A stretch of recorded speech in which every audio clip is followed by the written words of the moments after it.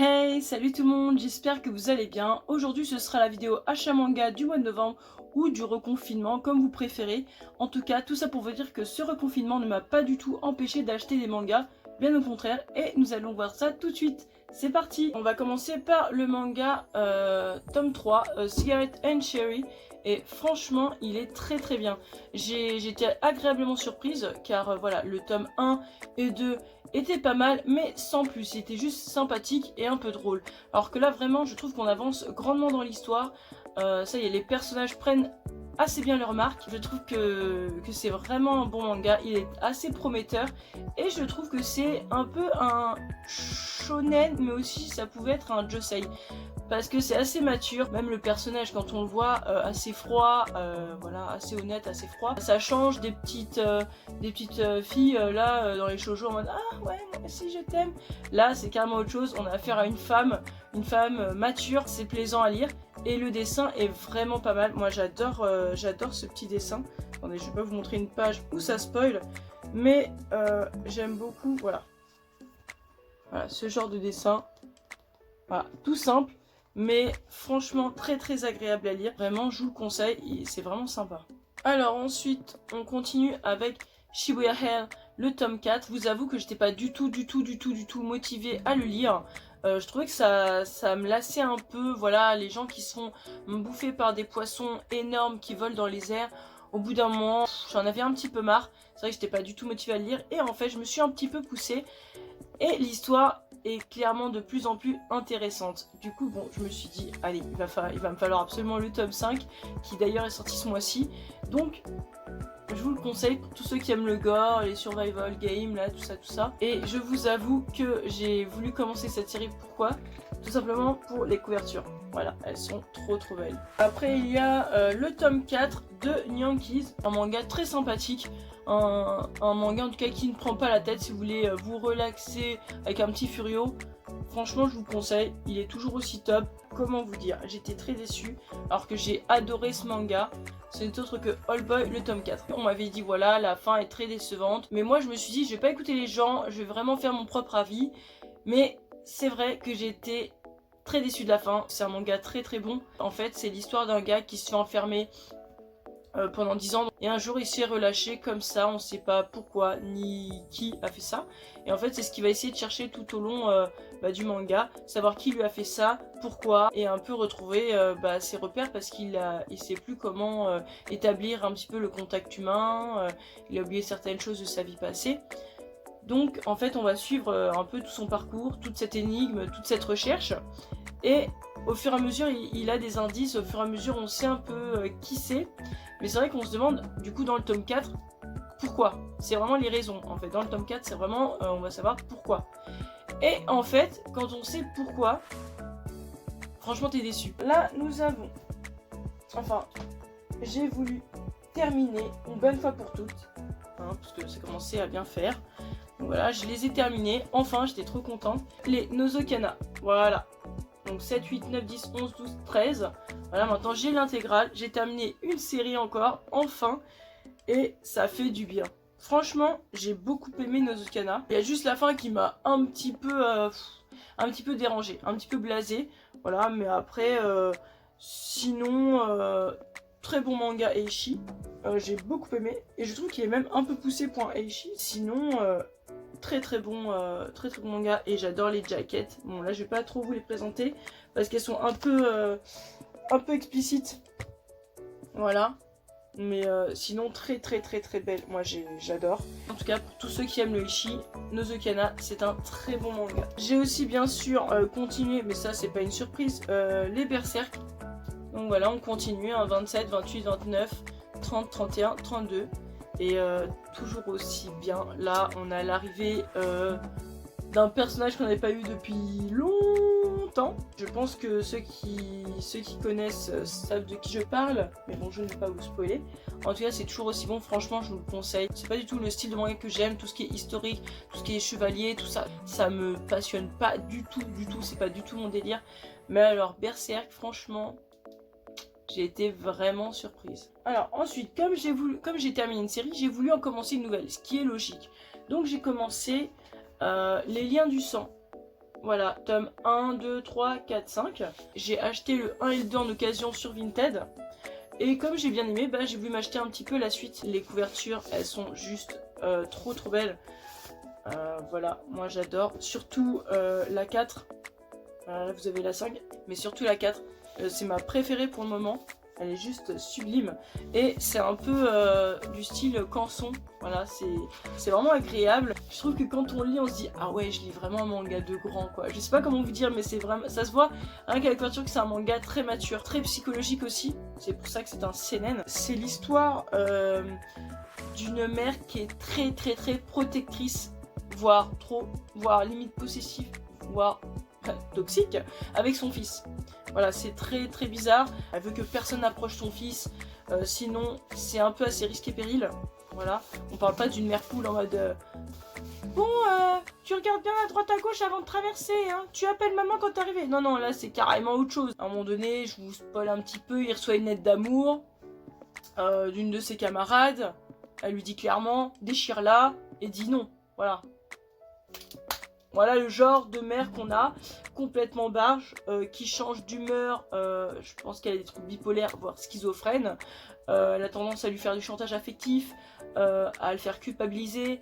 Vraiment, c'est une mère tarée. Et ce que j'aime beaucoup dans ce manga, c'est que ça y va vraiment petit à petit. Dès le premier tome, il se passe quelque chose quand même, voilà, il y a de l'action. Et en fait, dans le tome 2, tome 3, il n'y a pas énormément de choses vraiment incroyables, mais on sent que c'est très pesant, que ça commence à être oppressant et même inquiétant. C'est pour ça que j'aime beaucoup, mais c'est très psychologique. Ne vous attendez pas à ce qu'il y ait énormément d'action. Il n'y en a pas tant que ça, c'est juste psychologique et il n'y a pas beaucoup de scénarios, c'est vraiment basé sur le dessin. C'est aussi fait par l'auteur dans l'intimité de Marie et des Fleurs du Mal. C'est encore 2 séries que j'ai pas, mais que je veux absolument un jour ou l'autre. Mais j'ai commencé par le lien du sang et franchement je vous le conseille pour tous ceux qui aiment les relations humaines toxiques ou même les mangas psychologiques, franchement je vous le conseille. J'ai aussi terminé, enfin commencé, voulu... Bref, j'étais curieuse et j'ai acheté Baptisme. Voilà, l'intégrale, donc c'était en 4 tomes, 1, 2, 3, 4. Et franchement, génial. J'ai adoré. J'étais un peu perplexe au début, vu le résumé de l'histoire. En fait, ils disent que c'est une femme qui est une grande actrice, qui est magnifique, qui est très connue justement pour sa beauté. Et un jour, elle découvre en fait qu'elle a une grosse tache sur le visage. Et bah, bien sûr, ça va la complexer énormément. Elle va essayer de la faire disparaître, mais rien n'y fait. Elle s'agrandit de plus en plus, elle évolue. Et du coup, un jour, elle va voir son médecin et elle trouve la solution. Elle décide d'avoir une fille. Du coup, elle a une fille et elle, comment dire, elle disparaît du show business. Voilà, elle vient s'isoler tranquillement dans une vie assez paisible qui n'a rien à voir avec sa vie d'avant. Et là commence l'histoire. Donc au début, j'étais un peu en mode ouais, ça me fait un peu penser vite fait à Kazane. Et je me suis dit, c'est une histoire comme ça, non merci. Je vois pas trop le truc effrayant, moi je veux un vrai truc, on stresse et tout ça. Et ben je peux vous dire qu'on stresse. Déjà regardez rien que les couvertures. Voilà, sans dit long. Sans dit long. Depuis longtemps je croyais que c'était des cheveux. Mais non, non, c'est le cerveau, d'accord? Très sympathique. J'ai vraiment reçu une grosse claque. C'est vraiment super bien. On voit que la mère en fait c'est un peu une tarée. Parce que là j'ai juste raconté on va dire l'introduction. Et on pense que vraiment l'histoire c'est basé que sur ça et en fait pas du tout. Parce que elle a un plan, elle réussit son plan et à partir de là elle devient complètement psychopathe. Enfin même en exécutant ce plan elle est complètement folle. Mais elle devient de plus en plus folle, elle devient de plus en plus psychopathe, de plus en plus tarée. Et même nous lecteurs quand on lit le manga on devient fou. Je vous le dis, vous devenez fou. Elle rend tous les autres personnages complètement tarés, les manipule mais à un point inimaginable et c'est vraiment trop bien. Là vous vous rendez pas compte mais c'est un manga très petit, vraiment de petite taille. Je vous montre avec un berserk la différence, il est vraiment tout petit et mais très plaisant à lire. En plus c'est un manga vraiment à l'ancienne. L'auteur en fait c'est Kazuo Umezu. Il me semble qu'il est connu sous le nom de Umaze. Et en fait, c'est un des maîtres de l'horreur. Donc avec l'école emportée, que je n'ai pas encore lu, mais ça ne saurait tarder. Je pense que ça peut être prometteur vu l'auteur. Donc je me suis lancée et franchement je n'ai pas du tout été déçue. Il est vraiment bien. Je vous montre vite fait un petit exemple. Mais regardez comment c'est dessiné et regardez comment les planches elles sont. C'est énormément découpé. Moi j'adore ça. Là il n'y a pas de dialogue mais sinon il y en a. Et franchement j'adore. J'adore ce genre d'histoire parce que on n'a plus vraiment l'impression de lire un manga mais plus un conte horrifique pour enfants. On a vraiment à des moments l'impression. Bon après vu l'histoire on s'en doute que c'est un seinen et que voilà tu vas pas faire lire ça à ton enfant. Mais c'est un peu ce ressenti là quand tu lis. Par exemple le personnage, je disais que du coup dès que tu tournes une page tu te demandais ce qui allait se passer. Bah là c'est exactement pareil. C'est peut-être même pire. Comme elle est folle tout le temps, on se dit vraiment ah ouais qu'est-ce qui va se passer, qu'est-ce qu'il va faire ce personnage, jusqu'où elle va aller et la fin. Voilà. Juste, je vous dis rien. Mais lisez-le, il est super bien. Alors, comme je viens de citer le personnage, on va rester dans le manga d'horreur et on va rester dans la même œuvre que l'auteur du personnage, donc Sayuri, qu'on m'a réclamé en plus d'acheter, mais de toute façon j'allais quand même l'acheter, hein. Il est juste génial. Je n'ai pas du tout été déçue, même si j'avais un petit peu peur vu la phrase d'accroche. Oui, non, ce n'est pas une blague, hein. Moi quand j'ai lu ça, je fais oula, cette maison-là, même Stéphane Plaza ne la vendra pas. Voilà, c'est écrit noir sur blanc. J'étais un peu choquée, mais bon. Je me suis dit, c'est une blague, on parle d'un manga d'horreur et eux mettent ça. Du coup, je me suis dit, ça se trouve, ça va pas du tout faire peur. On parle de maison hantée. Franchement, j'étais très surprise, même un peu choquée, parce que je m'attendais pas du tout à ça. Le dessin est toujours inquiétant, mais très très sombre. Il y a des gens qui meurent. Je m'y attendais un peu, mais pas comme ça, et pas à ce point-là. Même l'explication de pourquoi la maison est hantée, je la trouve très très belle.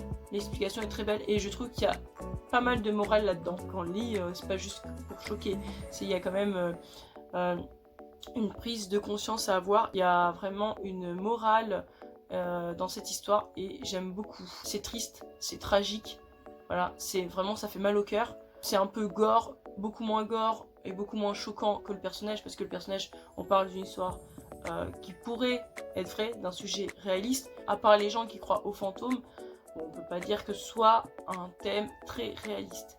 Mais vraiment très très très heureuse de l'avoir lu et de l'avoir, parce que c'est un bon one shot. Il y a tout ce qu'il fallait dedans, il y a l'explication, il y a une évolution, et même l'explication est bonne, profonde. Donc moi à partir de là, tout me va. Et la fin est très bien aussi. Moi je trouve que c'est un peu comme le personnage, voilà, la fin est très bien aussi. Franchement cet auteur doit vraiment continuer les mangas d'horreur parce qu'il les fait vraiment très très bien. Je trouve même que c'est plus flippant qu'un film d'horreur lambda, style Conjuring, tout ça. Ceux qui ont acheté le personnage et qui ont aimé, vous allez forcément aimer Sayuri. Donc on arrive à la fin de la vidéo. J'espère qu'elle vous aura plu. En tout cas n'hésitez pas à lâcher un petit pouce bleu si vous avez aimé et à vous abonner pour de prochaines vidéos. Salut!